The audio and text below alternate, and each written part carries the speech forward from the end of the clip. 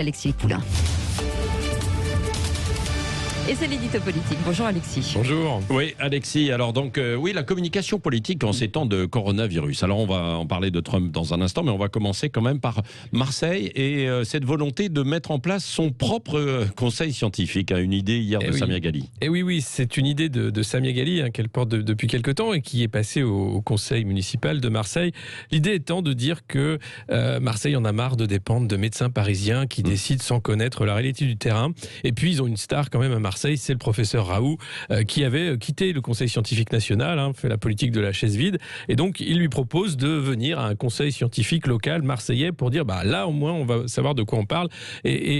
Alors, c'est une mesure qui divise, puisque Renaud Muselier trouve que c'est un bidule qui n'a rien à faire dans le millefeuille déjà sanitaire, puisqu'on a déjà une dizaine d'ARS, de centres de santé régionaux qui gèrent la crise au niveau local.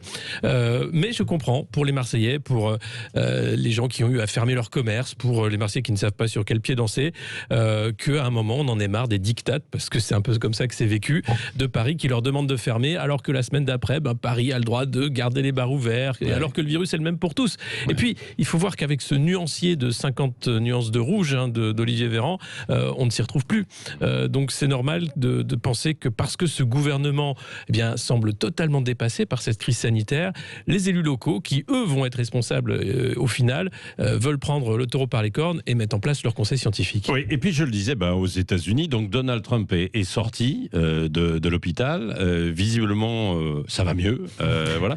Il va utiliser ça comme arme à un mois tout juste de l'élection présidentielle face à Joe Biden. Oui, c'est vous dire combien ce virus qui rend fou, mais qui rend malade aussi, est un outil politique extrêmement important, utilisé à tort et à travers. Pour Trump, c'est clair, il a eu le virus, il a vaincu le virus. Et donc, c'est une mise en scène de sa résurrection, de sa puissance aussi, avec le clan Trump qui dit derrière, regardez, Donald, lui, il connaît le virus, il l'a battu, maintenant on regarde Joe, on va voir s'il est capable d'en faire autant. Et puis il y a des vidéos incroyables où son retour à la Maison Blanche, donc il atterrit avec l'hélicoptère, avec un soleil qui se lève, c'est vraiment le Christ qui sort du tombeau d'une certaine façon.